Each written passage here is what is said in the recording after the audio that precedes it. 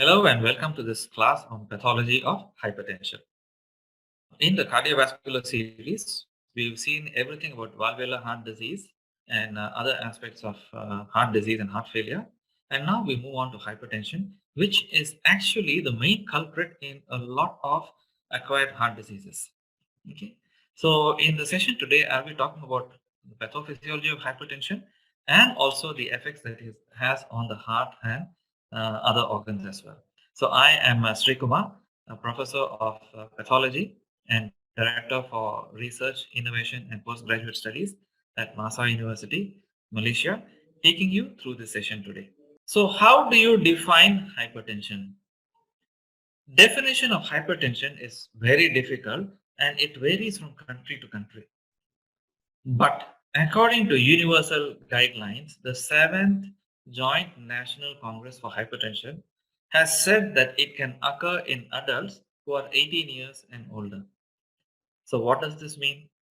This means that if there is a high blood pressure recorded in a person who is less than 18 years, it is not considered as hypertension. And what is the blood pressure? Normal blood pressure is systolic less than 120 millimeters of mercury and diastolic less than 80 millimeters of mercury. And hypertension is said to be when there is a systolic of 140 millimeters of mercury and a diastolic of 90 millimeters of mercury and above. Anything between this is considered borderline.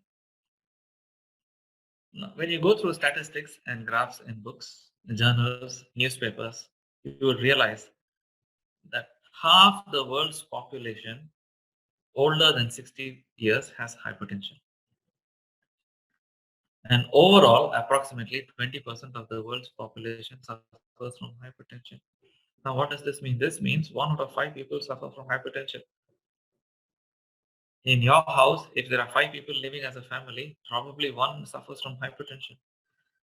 As much as that is the calculation, it doesn't work that way. It is more common among people with lifestyle disorders rather than people without lifestyle disorders. So, for a person who is working in a farm, his family would not have an incidence of hypertension. While in a family where the parents are working in an office in a blue collar or white collar job, they may be having more stress and hypertension. In Malaysia, as of 2020, 3 out of 10 adults have hypertension above 18, and 4 out of 10 adults above 30 have hypertension. Now, the reason I state this statistics is because I teach in a university in Malaysia, and it is curious to know that hypertension occurs right from the age of 18 in this country, which is very comfortable and which has a very good quality of life. And 4 out of 10 adults above 30 have hypertension, which means hypertension above 30 is like almost 50% of the population. And, and above 18 years of age, 30% of the population seems to be having hypertension. Interesting, isn't it? So, what are the types of hypertension? The first type is the most common, which is essential hypertension. 90% of the cases or more come under essential hypertension. This is also called as primary hypertension, also called as idiopathic hypertension. And the remaining 6 to 8% come under secondary hypertension. I wish I could tell you that essential hypertension has a particular cause, and since we have this cause, we avoid this cause and essential hypertension can be rectified. But unfortunately, no. Essential hypertension is of unknown etiology. In fact, there are many other aspects of hypertension with unknown etiology. For example, hypertension that occurs along with toxemia or pregnancy, or hypertension, which is one of the features in acute intermittent porphyria, which is a metabolic disorder where the patient suffers from accumulation of porphyrins. So, as I told you, essential hypertension is more than 90%, 92 to 95, 94% of the general population.